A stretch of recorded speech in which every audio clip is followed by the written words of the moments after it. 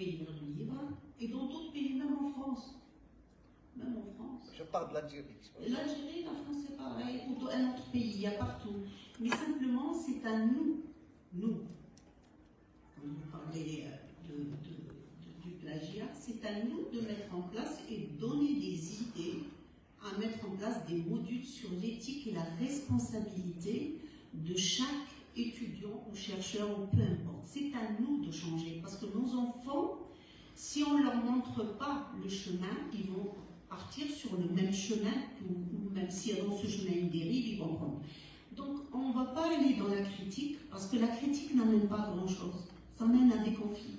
Nous, on n'est pas dans c'est un constat. Oui, c'est un constat, mais c'est un constat qui peut être gênant. Il faut savoir comment on doit travailler. C'est-à-dire, vous, universitaires, parce que moi, je ne fais plus partie de l'université, j'interviens sur les brevets en tant qu'experte, de temps en temps sur... mais vous êtes au milieu universitaire, vous pouvez le faire. Moi, je fais autre chose maintenant. J'ai fait de la recherche, maintenant je fais autre chose. Mais simplement, je signale tout ça. Et ce livre, il a été lu par le président de la République, il a été félicité, et je pense que l'État va faire quelque chose.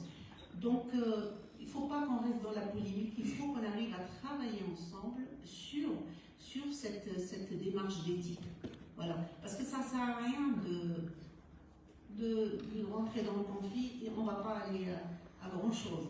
Donc notre but, moi ce que j'ai dit dans ce livre, c'est plutôt travailler sur l'éthique, ça veut dire créer des modules d'éthique et après il y a des professeurs qui peuvent aussi travailler autrement que ça. Voilà. Il y a d'autres questions ?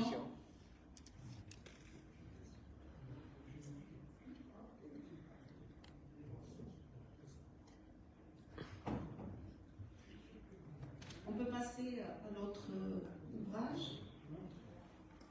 Donc cet ouvrage, c'est Le Fil invisible, qui est publié en France d'ailleurs, parce qu'il ne faut pas avoir peur de dire la vérité. Donc il est publié en France et publié en Algérie par Dar Kitab. Mon éditeur est à côté, Monsieur Canadien Mohamed. Voilà. Donc ce livre, pourquoi j'ai parlé de Fil invisible? Quand j'ai visité cette mémoire, la maison de la mémoire, c'était en janvier 2023, je ne savais pas comment écrire ce livre. J'écrivais, j'ai laissé tomber, j'écrivais, j'ai dit je ne suis pas historienne, je vais peut-être faire des erreurs, je laissais, j'écrivais. Et un jour, j'ai trouvé le fil. Donc, d'où je l'ai appelé d'ailleurs le fil invisible. Et d'ailleurs, ce fil, il n'est pas juste un fil invisible, c'est un fil qui m'a amené à communiquer avec des âmes qui ne sont pas avec nous. C'est ça qui m'a un petit peu interpellée en rentrant dans cette maison qui est fermée depuis 126 ans. D'ailleurs, vous allez voir les photos, cette maison, comment elle était. Donc, cette maison, elle s'appelait Heyshofa. Comment l'émir al-Hashmi a décidé de revenir dans son pays. Donc, il a vécu avec son père en Syrie et il a demandé à son père, moi je voudrais bien revenir dans mon pays. Et il lui a dit, il n'y a aucun problème, mais simplement, si tu dois revenir, soit c'est un Dia, soit Abu Saada.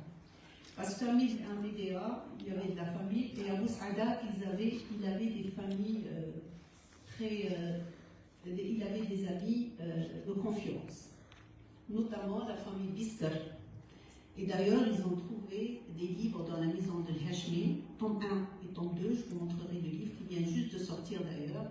Ce livre, il s'appelle Soror Nader.